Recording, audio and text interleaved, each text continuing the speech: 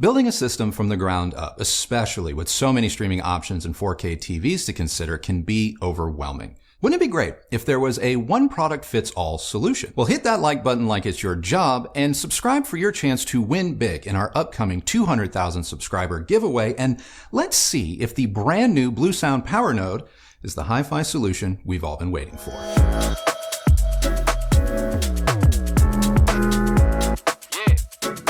Let's start with how the Power Node differs from the previous generation, the Power Node 2i. For 2021, the Power Node gets an updated hybrid digital amplifier, which is good for 80 watts per channel, which is up from the previous generation's 60 watts per channel. The new model has a quad-core ARM A53 processor that Bluesound claims to be 8 times faster with 4 times greater memory speed, which, in theory, should improve the user experience over the previous generation. You will also find a larger all-glass touch interface with proximity sensing illumination and a new satin finish in your choice of either white or black. So what hasn't changed? Well, the Power Node still has HDMI with ARC-NE, ARC support, a subwoofer out, high-res audio capability, which includes MQA, support for most all streaming music services like Qobuz, Amazon, Spotify, and Tidal. You also get Bluetooth, AirPlay 2, Alexa, and more. It can easily be integrated into an existing multi-room wireless setup using a Bluesound ecosystem or one that is mixed and being controlled by a third-party app, say Roon. So the only thing you really need to consider after purchasing the Power Node is which speakers to pair with it, because the Power Node really is an entire hi-fi system in one. Setup is very easy. You can connect it to your TV with an HDMI cable, and once you've connected your speakers, you're basically done. So what speakers work well with the Power Node? Well, we don't have access to every speaker, but we have more than a few. And in our test, the Power Node paired well to just about everything we threw at it, regardless of its price. We tested the Bluesound with our Sonus Faber Lumina 2s, the Wharfedale Evo 4.1 that we just got done reviewing, as well as our Monitor Audio Bronze 100s, the KLH Model 5s, the Ellipson 14.1s, and a pair of $8,000 towers from a certain Canadian manufacturer we can't mention yet. The only speaker that wasn't a good match was the Bowers & Wilkins 600 series, but I don't think this is the fault of the Power Node. To get the most out of your Power Node, you're going to need to download the free BlueOS app. Now, the app will allow you to connect to your home's network as well as connect to all of your locally stored music, not to mention your favorite music streaming services. The app also serves as the Power Node's primary remote control. If you want a physical remote, you can buy the RC1 separately. And I'm happy to see that the app is pretty much the same as I remember, as it was definitely a bright spot for me in the previous generation Power Node 2i. The app gives you a decent level of customization. I wouldn't go so far as to call it best in class, but it has enough functionality that one could make the Power Node experience their very own. I still don't like that you have to physically connect devices to the Power Node in order for the app to show you the available input options, as that may just be a little confusing for some, but it's definitely not worth losing sleep over. Like other streaming players on the market, BlueOS allows you to integrate your favorite streaming services into the app itself, meaning you don't have to leave the app to switch between, say, Tidal or your favorite podcasts on Spotify, and I like that very much. The only other thing I'll say about the app is that the responsiveness between it and the Power Node itself does appear to be just a little bit snappier this time around. With the Power Node all set up, how does it sound? Can I just say, I like the new, more powerful amp inside. If you go back and watch my Power Node 2i review from last year, I felt as if the 2i's amp was good, but a bit sterile. Despite loving its functionality, I didn't fully connect with the 2i's sound. Fast forward to today, and I think the new, beefier amp inside the Power Node fixes my biggest gripe with the 2i. The added power has definitely brought a feeling of extra weight to the bass, and with some speaker pairings, it may negate the need for a subwoofer, as there is more than enough oomph and bottom end control to make bass rich or bass capable speakers absolutely sing. For example, the KLH Model 5s have very good bass, but not every amp is able to control them to their fullest potential. The Power Node did. Even with those expensive towers we have in-house we can't talk about, it did the job and may have even changed our opinion about the speakers themselves. Now for you bass heads out there, the Power Node has a subwoofer out, which I tested with our SVS 3000 Micro, which you know I love. Pro tip about the sub. You need to activate the subwoofer output inside the app. Simply connecting a sub won't do this. And failure to turn the sub out to its on position will result in absolutely no sound from your subwoofer. Apart from that, you can set the crossover point inside the app or on your sub. It's kind of up to you. And if you're confused about subwoofers in general, highly recommend checking out my subwoofer placement video to get you started. And I found the PowerNode's mid-range performance to be spot on, with no coloration, good or bad, to speak of. The added weight and low-end control helps the mid-range feel just a little bit more three-dimensional compared to the previous model, but I wouldn't call the differences night and day. The mid-range has tremendous focus, clarity, and detail. With respect to vocals, intelligibility is incredibly high. So you're not going to miss a note or a lyric with the PowerNode, provided the recording isn't absolute crap. The high-frequency performance is very much like the mid-range, clean, crisp, and detailed. I think it is here where you're most likely going to be able to tell that the PowerNode is a hybrid digital design. Because at the extremes, the highest notes lose some of their 3D quality and become just a little bit thin or flat. But again, not enough for me to dump all over the amp outright. What's most important, at least to me, is that at all volumes with pretty much all genres of music and with most speaker pairings, the highs are never fatiguing or harsh, which is a total win in my book. Now, in terms of soundstage and dynamics, the new amplifier section pays off here too. Detail and separation within the soundstage is improved. I can't recall if width and depth is any different, but there is definitely a mild improvement to overall soundstage focus that both Christy and I noted. Dynamics, like bass, is where I think you're going to notice the biggest change as the PowerNode feels and sounds more confident and, well, more powerful. Dynamic swings are not sloppy. The PowerNode had no trouble controlling any of the speakers we tested, proving to be even better than some costlier amplifiers. The inclusion of HDMI is a godsend, and in my opinion, it's one of the PowerNode's better features, allowing you to enjoy not only your music at a high level, but also your favorite movies. Control over HDMI with the PowerNode was seamless, and the ability to use our TV as a source component for music and movie streaming adds a lot of flexibility to an already pretty flexible PowerNode. Quick heads up though, you may have to turn your TV's volume up to a higher level before the sound matches that of what you may have just enjoyed when listening to music. This is not the fault of the PowerNode, and not every TV is going to react this way, but it is something to be aware of should your TV fall into this camp. As for drawbacks, I honestly don't have many. First, given the small size of the unit itself, it is understandable why there aren't full-size analog and digital inputs.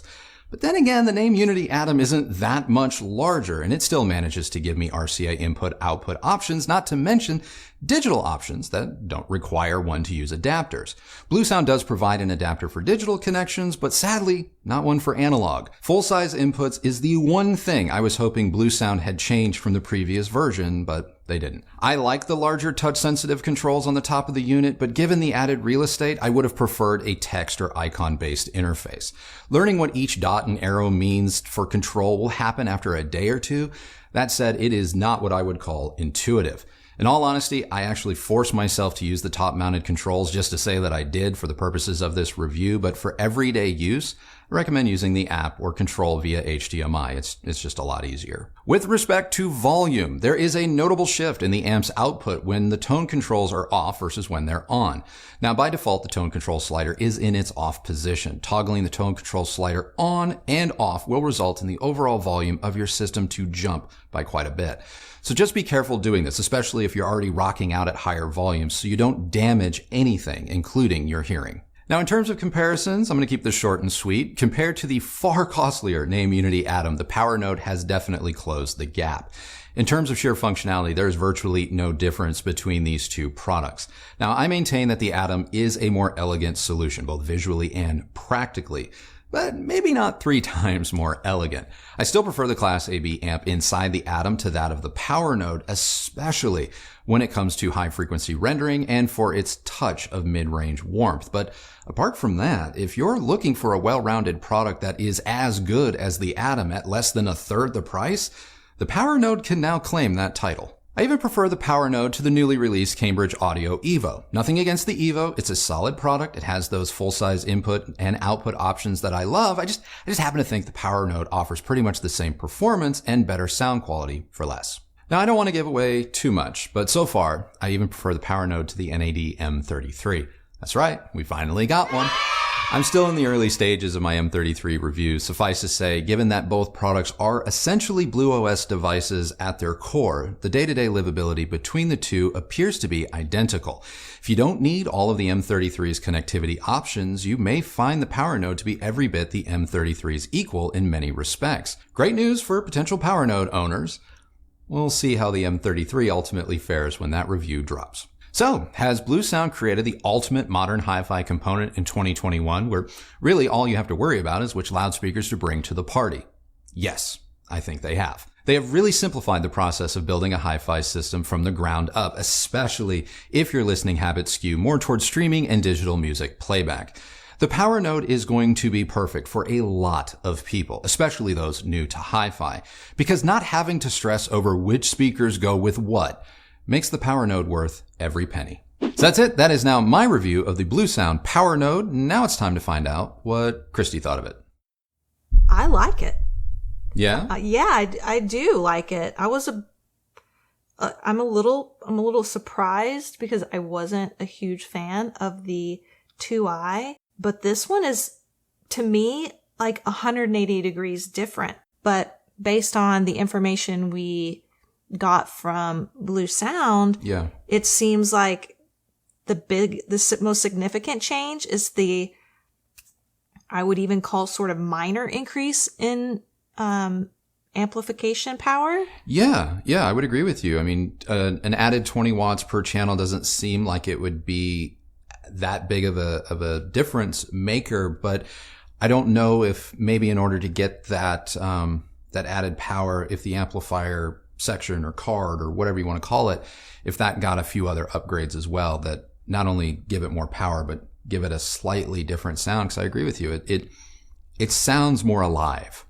Like it seems like it has more dynamics, a little bit less sort of just like, yeah, it's good. That was the thing that jumped out at me too, it feels a little bit, I don't want to call it livelier because I don't want anyone to think that it's bright, because it's not. It's still very neutral, but there's just more dynamics to it. Yeah, I really loved having it as a part of our system. Like you say in the review, with the exception of one speaker, it sounded good on everything. Yeah. And it wasn't like you were hearing a wildly different speaker than what you were used to. It just performed solidly across the board. Yeah. Just want to make sure in case anybody wasn't unclear about that section of your review. I love the way it looks. Mm-hmm. I know it's not maybe drastically different from the last generation. I will say we had the last time we had this, it was in white. Mm-hmm. I know this shocks me too. I actually prefer the black one. I do too. It just feels a little bit more sophisticated. It does. I love the size. I like that. It looks great out in our system. It's something that doesn't call too much attention to itself, but what you are presented with is something, like a really solid looking piece of gear. Yeah. I think they made a great product. Mm-hmm. I think that it's something that's attainable for people in terms of price. I'm not saying it's, cheap or anything, but I think based on what you get from it in terms of what it's capable of, it's actually pretty affordable. Yeah. I mean, when you stop and think that, I know it's like just a little under $900. I think it's $899. I'm not gonna mince words. That's a lot of money for a lot of people. Someone playing around and maybe like the Wilson Audio side of hi-fi, $900 is nothing. But let's forget that for a second, because $900 to 99% of people, myself included, is not something you just go, here you go. So, but when you consider like a Name Unity Atom is $3,300, and you're not really getting any more or less functionality out of an Atom that you are the Power Node, that's a big win. I think the Atom is better built. I like the screen. I do like seeing what album is playing. I wish the Atom was a touchscreen, but I had that criticism back when we reviewed it. And you do get a different type of amplifier topology. And the one thing about the Atom, though, that I think maybe Bluesound could have ripped off is you have that large screen at the top of the Bluesound, which has your kind of 4 customizable dots, and then you have a slider for volume. And where I think the Atom really succeeds is that big volume dial.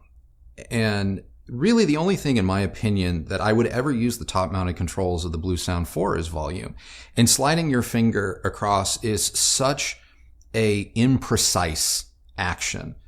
But I mean, that is like the level of nitpicking that we are going to try and justify what is arguably a $2,100, $2,200 price difference. That's how good I think this new Power Node is. Not to mention it's now like more powerful even, and it sounds more powerful than the Atom. Those tower speakers that I really wish we could talk about by name, those were fine on the Atom. I think that was the first thing we hooked up to them, or have hooked up to them, and they were fine. They were good. But when we put the Power Node to them, we were like, oh, and that says something. And so not only is it a new amplifier, but the way in which it's putting the power down just feels more confident. I agree. And I love how simple it is. Mm-hmm. And I really think it makes it such a no-brainer solution for somebody that is either brand new Mm-hmm. to building a system, Yeah. or someone that maybe isn't as entrenched in the world of being an audiophile and wants just something that works. Yeah. And that is one thing you can definitely say about the Bluesound. It worked no matter whether we were watching movies or listening to music. Every time you turned it on, it turned on. Every time you changed inputs, it worked.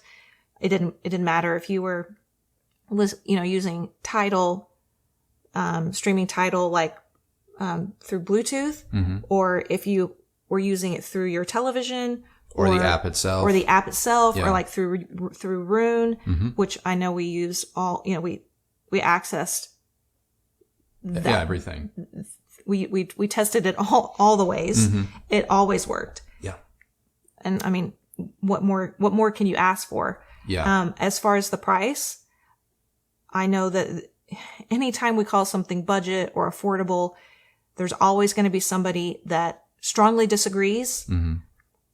about that qualification. And to those people, all I can say is, I understand where you're coming from. We do our best to kind of judge what is affordable, what isn't affordable based on the industry on the whole. Yeah. Because it's not, sure, you can get something cheaper. Sure, you can go out and buy, I don't know, maybe like an Arylic Yeah, I mean, that's S50 the only... Pro, which... The A50. Because you would want the amplifier. That we didn't even mention. Yeah. Yeah, you can go out and get that. That's going to be far less expensive. $200, I think. $199. It's to me, it's like next to nothing. Mm-hmm. But, I say that and somebody's going to be like, well, $200 is still a lot of money. It is, but you cannot ignore Mm-hmm. how expensive this hobby can get. Yeah, absolutely. And I would say, look, if you're shopping on a budget and $900 is too rich for your blood, which there's no shame in that. The Arylic A50, which I should have brought up in the comparisons, is the only way to go. This is a notable improvement over the A50. And I'm just going to go out there and say, before you decide to spend more money than $900 on a Bluesound, give it a listen, because there is an appreciable difference between the A50 from Arylic at $200 on up to $900 with the Bluesound, but not as big of an appreciable difference between the Bluesound and the Name Unity Atom.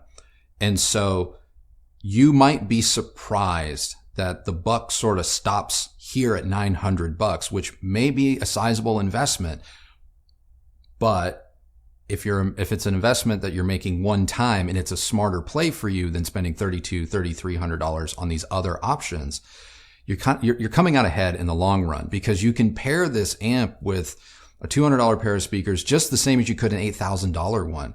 And it just works. It just sounds good. And you cannot say that about all amplifiers. You really can't. Even want those that you may be spending way more money on. Way more money. Yeah. So hats off to Bluesound. Yeah. For that. That's a huge accomplishment. Yeah. My only other question for you, and that's because I can already anticipate that this is going to be something people will ask in the comments. Okay. So which speaker that out of the ones we paired it with was your favorite matchup to the Power Node? Well, to be honest, my favorite speaker pairing that we put to this, I really liked the Lumina 2s. That was probably my favorite. I know it required a sub if I wanted to go truly full range, in which case the KLH Model 5s are the better kind of full range speaker. To be honest, the one that surprised me the most and the one I wanted to spend the most time with was the $8,000 tower. I was not committed to reviewing these, to be perfectly frank, because I was having some difficulty kind of finding out what they liked. They were a little bit like the B&W signatures. A whole lot like in that respect, where you have a beautiful tower, very well constructed, but I just felt like it just wasn't finding its groove. And I would have never thought that a $900 all-in-one hi-fi digital integrated anything would be the thing that kind of really unlocked them for me. And once it did, I really wanted to listen more. So now I'm kind of pumped. Now I'm really kind of pumped for those speakers. And it's because of that pairing that I'm actually probably going to buy the Node, which is the Power Node without the amplifier section, to have maybe alongside. Or see if they can send it to us. Or see if they can send it to us so that I can have the functionality of the Power Node and then play with different amplifiers, because it's basically a preamp Power Node only. And it's $550, which I think is totally reasonable if maybe you already own an amplifier that you love and are looking for kind of a do-it-all minimalist source component. So those are the things that have come out of this review for me. But in terms of like just set it and forget it listening, the Lumina 2s were fantastic. They're so good, guys. Yeah. They're so good. It sucks you can't get them anywhere, but they're hard to come by. If you can, yeah, they're great. The Lumina 2s were great. I really liked the Evo 4.1s. I thought those were fantastic. I am aware that Bluesound makes some powered or wireless speakers that pair with this. They do? They do. They're newer. They're newer. They were not offered to us. This was not something Bluesound even brought up to us. I am aware that they exist, so don't blow me up in the comments. I didn't include that in this review because I can't talk about what I haven't heard or put hands on. But there is a lot of flexibility with this particular product and just the Bluesound ecosystem on the whole. I would love to get my hands on it because I think it could rival that of, say, a Sonos in terms of flexibility. And I'm really kind of excited about that because I don't think any one brand should have a monopoly. I use quotes because they don't have a monopoly, but should have a monopoly on everyone's type of, home entertainment kind of solution. So I would like to even spend more time with this, and I would like to get more of the updated products from Bluesound because I think they're onto something now. I think they really are. So totally agree. Yeah. All right, we're done. That's it? Okay. So that's it. That is now our review of the Bluesound Power Node for 2021. What did you guys think? Let us know down in the comments below. And while you're down there, I have a question of the day for you. Is the Power Node your idea of a perfect all-in-one solution? And if not, tell me what is. Maybe you'll educate me. You'll turn me on to something I don't know about. And then a couple weeks from now, we're going to get it on the channel and I'll be like, what was I thinking with the Power Node? So let me know. If you like this video, please do give it a thumbs up, like, and subscribe. Ring that bell so that you're notified when new videos come out. Be sure to subscribe. I know I told you in the beginning. I'm going to tell you again. We're approaching 200,000 subs. And when we do that, we're going to do a massive giveaway. And you have to be subscribed to be eligible to win. So subscribe. Get on it. If you use any of the links that Christy left for you down below, know that is a great way that you've continued to show your support for this channel and the work that we do here. And we both thank you all very much for doing that. Follow me on Instagram at Recovering Audiophile. And that's it. So say it with me. The only person who has to like the sound of your system is you. So happy listening, everybody. Thank you again for watching, for all your support, and we will see you on the next video. Bye.